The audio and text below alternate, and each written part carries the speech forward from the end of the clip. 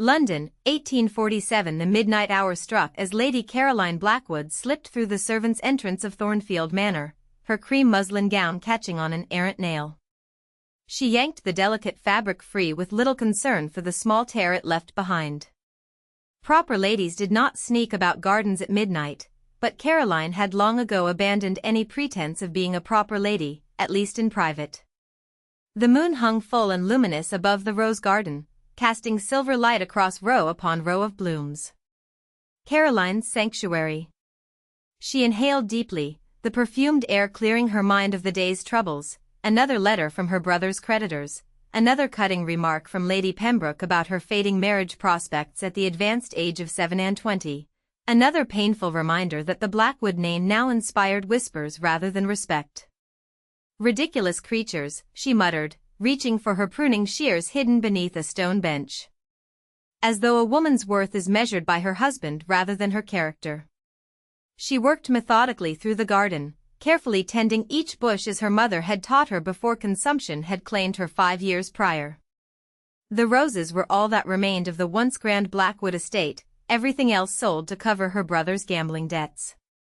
Even Thornfield Manor no longer truly belonged to them, rented back at the mercy of its new owner, some distant duke who had purchased it sight unseen.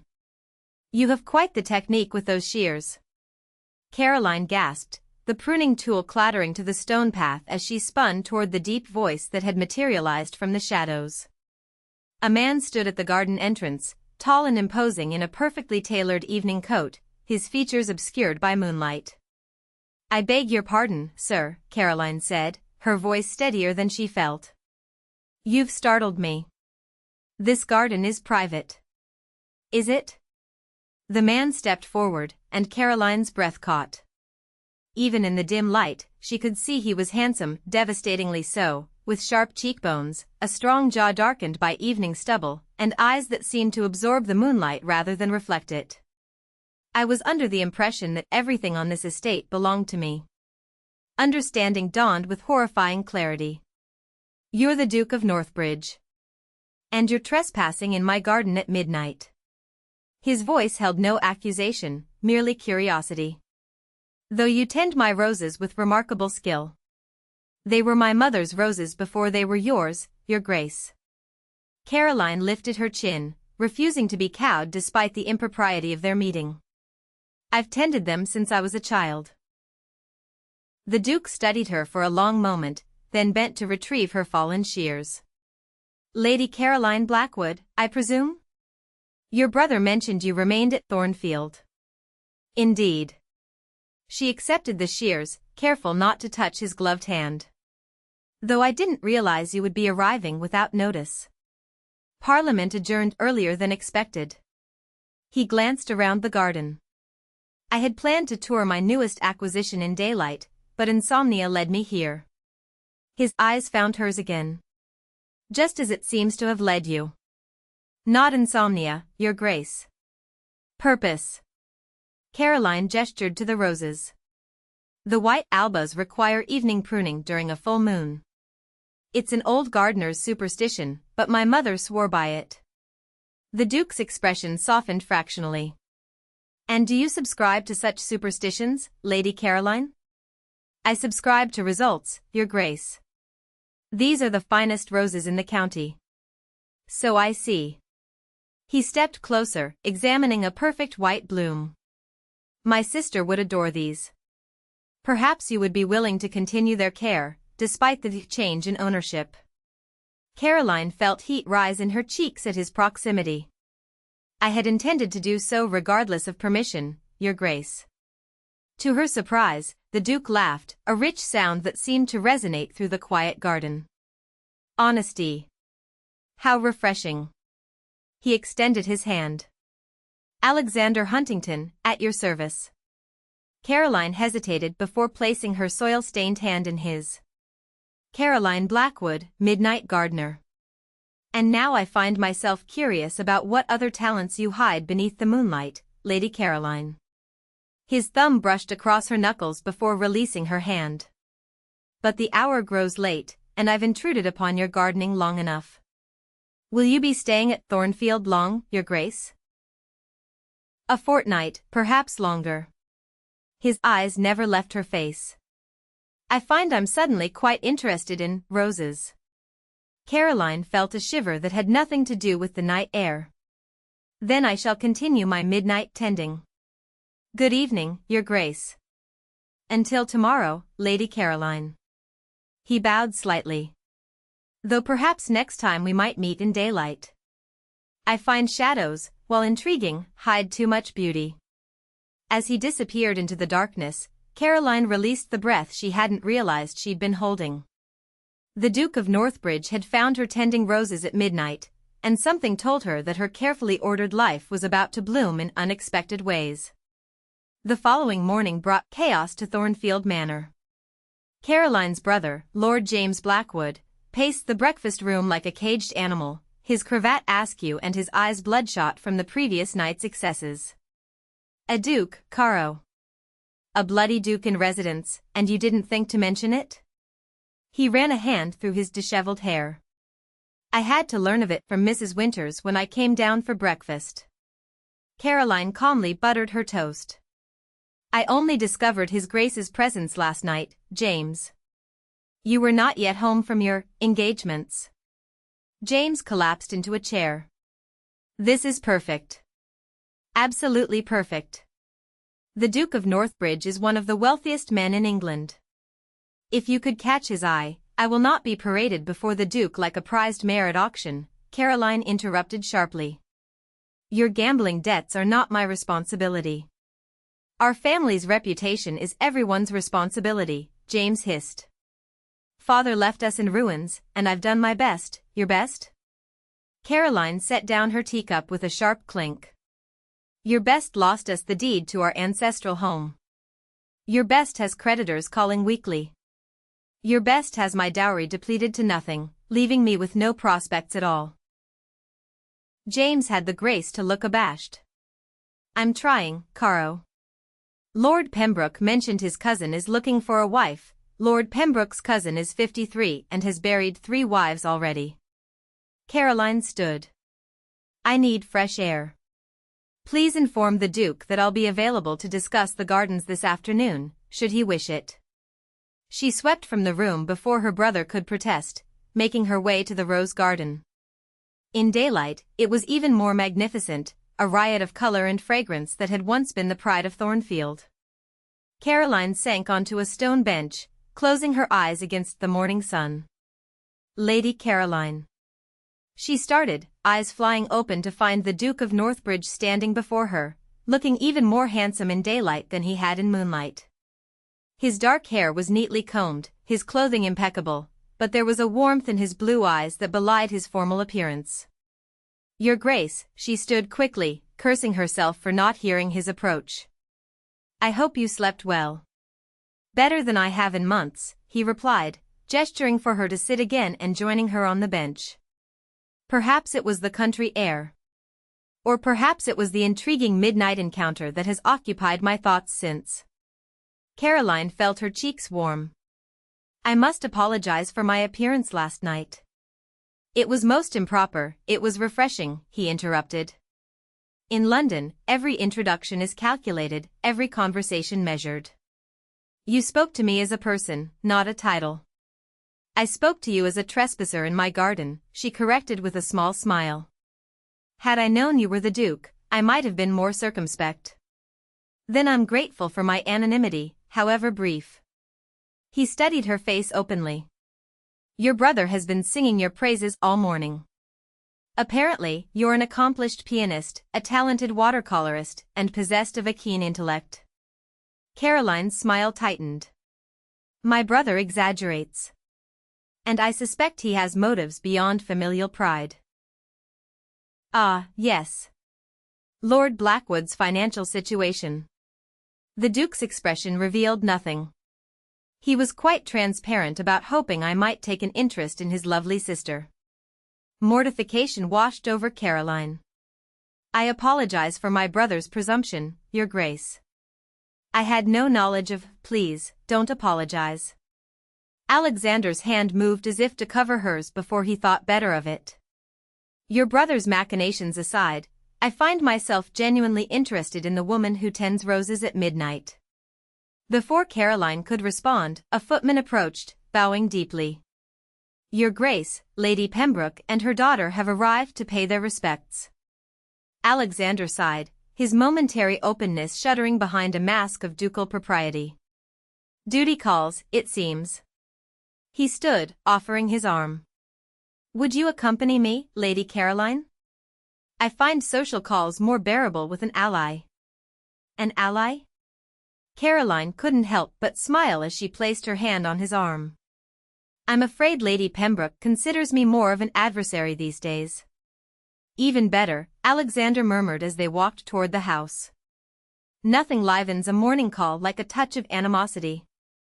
Lady Pembroke's morning call extended through luncheon and into the afternoon, during which Caroline watched with quiet amusement as the woman attempted to maneuver her simpering daughter, Miss Georgiana Pembroke, into the Duke's attention at every opportunity. "Your Grace," Lady Pembroke cooed, "Georgiana has just mastered the most delightful Beethoven sonata. Perhaps you might persuade her to play for you?" Before Alexander could respond, Caroline interjected, "His Grace was just expressing his interest in touring the rose garden. The afternoon light makes the blooms particularly spectacular." "Oh." Lady Pembroke's face fell momentarily before brightening. "Georgiana adores gardens, don't you, dear? Perhaps she could accompany His Grace?" Alexander cleared his throat. "While I would be delighted by Miss Pembroke's company another time, Lady Caroline has been kind enough to offer her expertise as the garden's caretaker." He turned to Caroline with a conspiratorial twinkle in his eye. "Shall we, Lady Caroline?" As they escaped into the garden, Alexander's shoulders relaxed visibly. "I'm in your debt." Another minute of Lady Pembroke's matchmaking and I might have feigned a diplomatic emergency requiring my immediate return to London. Caroline laughed, the sound bright in the summer air. "Lady Pembroke has been pushing eligible gentlemen toward Georgiana since the girl turned 16. You're merely the highest-ranking quarry she's pursued thus far." "And what of you? Has she not attempted to secure matches for you as well?" "Oh, those efforts ceased years ago," Caroline said lightly, though the words stung. "I'm firmly on the shelf at 27, and with no dowry to speak of, I'm hardly worth the effort." Alexander stopped walking, turning to face her fully. "Then the gentlemen of the ton are even greater fools than I suspected." The intensity in his gaze made Caroline's breath catch. "Your Grace, Alexander," he corrected softly. "When we're alone, I would prefer if you called me Alexander." "That would be most improper." "Alexander." His name felt intimate on her lips. "I find I care less for propriety with each passing day." He gestured to a bench nestled among the roses. "Tell me about yourself, Caroline. Not the version your brother presents to potential suitors. The real Caroline Blackwood." And so, as the afternoon sun bathed the garden in golden light, Caroline found herself speaking more openly than she had in years, about her love of literature, her secret ambition to publish botanical illustrations, her frustration with society's narrow expectations for women. Alexander listened attentively, asking thoughtful questions and sharing his own unconventional views on education, politics, and society's arbitrary rules. "You're unlike any duke I've encountered," Caroline admitted as shadows lengthened across the garden. "And you're unlike any lady," he responded with a smile that transformed his face from merely handsome to breathtaking. "Perhaps that's why I find myself looking forward to midnight." The weeks that followed established a pattern both intoxicating and dangerous. By day, Caroline and Alexander maintained a careful propriety, though their growing friendship was noted with raised eyebrows and whispered speculation. Lady Pembroke's visits grew more frequent and increasingly transparent in their purpose, while James alternated between encouragement of the Duke's attention and anxiety that Caroline might somehow squander the opportunity. But at night, they met in the rose garden, where conversation flowed freely under the star-strewn sky. Alexander spoke of the weight of his responsibilities, the loneliness of his position, his desire to use his wealth and influence for meaningful change. Caroline shared her dreams, her fears, her frustration with the limitations placed upon her by both gender and circumstance.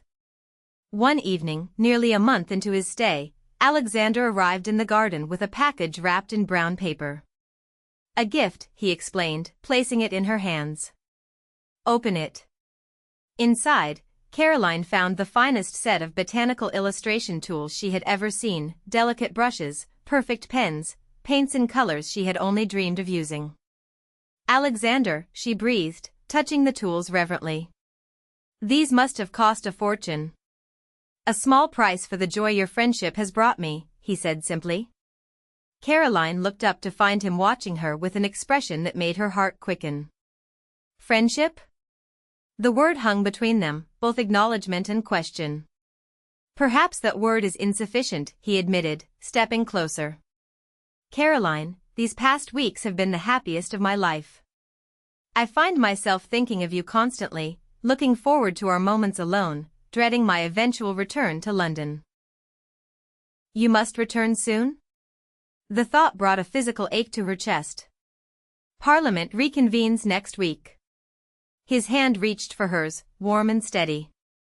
"But I need not go alone." Caroline's eyes widened. "What are you suggesting?" "I'm suggesting," he took a deep breath, "that is, I'm hoping," he laughed softly. "I, who negotiate treaties and debate laws, find myself wordless before you." He sank to one knee, still holding her hand, and Caroline's heart nearly stopped. "Lady Caroline Blackwood, would you do me the extraordinary honor of becoming my wife?" Joy surged through her, followed immediately by doubt. "Alexander, I have no dowry, no connections worth mentioning. Society will say you married beneath your station. Society can go hang." He rose, taking her face gently between his hands. "I don't want a political alliance or a marriage of convenience. I want you brilliant, honest, rose-tending you. Say yes, Caroline. Say you'll be my Duchess." "Yes," she whispered, tears blurring her vision. "Yes, Alexander." His lips met hers beneath the moon that had witnessed their first meeting, sealing a promise that had blossomed like the roses surrounding them. London, 1848. "The Duke and Duchess of Northbridge," the footman announced, and the ballroom fell momentarily silent before erupting into a buzz of whispers. Caroline squeezed Alexander's arm as they descended the grand staircase of Huntington House, their first public appearance since their wedding 2 months prior. Despite the winter chill outside, the ballroom was stifling with bodies and speculation. "They say he married her for her beauty," one voice hissed not quite quietly enough. "I heard it was a scandal covered up, caught in a compromising position," another replied. Alexander leaned close to her ear. "Shall I announce that I found you tending roses at midnight and fell madly in love on the spot? That might quiet the gossips." "Or fuel them beyond measure," Caroline replied with a smile, though her stomach churned with anxiety. "I'm afraid I'm a disappointment as a duchess." "Nonsense. You're revolutionizing the role." He guided her through the crowd with practiced ease. "The Botanical Society is still in raptures over your illustrations, and Lady Whitmore told me your education initiative for tenants' daughters is inspiring similar programs on 3 other estates." Before she could respond, they were surrounded by curious well-wishers, some sincere, others barely disguising their scrutiny behind pleasantries. Caroline maintained her composure through an hour of introductions before Alexander sensed her fatigue and steered her toward the terrace for air. "You're doing magnificently," he assured her once they were alone. "Even Lady Pembroke seems at a loss for criticism, though not for lack of trying." Caroline laughed, then sobered. "I overheard Lord Rushmore asking if your rustic duchess had learned which fork to use yet." Alexander's jaw tightened. "Rushmore is an ass whose own wife fled to the continent to escape his company." He took her hands in his. "Caroline, you must know that I am prouder every day to have you as my wife. The ton will adjust or they won't, but their opinions matter not at all to me." She studied his face, finding nothing but sincerity in his eyes. "How did I get so fortunate to find a duke who values substance over status?" I'm the fortunate one, he corrected, drawing her into a shadowed corner of the terrace. And I intend to show you just how fortunate I feel later tonight. His kiss promised exactly that, and Caroline felt her worries melting away. Let society whisper. Let them wonder. The truth was far more magical than any gossip they could invent, a midnight garden, summer roses, and a love that had bloomed against all expectations. When they returned to the ballroom, Caroline held her head high, the new Duchess of Northbridge in name, manner, and confidence. And if anyone noticed that the roses in the centerpieces were arranged with particular expertise, they merely added it to the growing list of the Duchess's unexpected talents. Later that night, as Alexander held her close in their bedchamber, he whispered, "I'm thinking of buying a small estate in the country, somewhere we can escape when London becomes too much. Somewhere with space for the most magnificent rose garden in England." Caroline's heart swelled with love. "Will there be midnight gardening?" "My love," he murmured against her lips, "I'm counting on it." And as snow fell softly outside their window, Caroline thought of summer nights in moonlit gardens, of chances taken and love found, and knew that sometimes the most beautiful blooms grew from the most unexpected beginnings.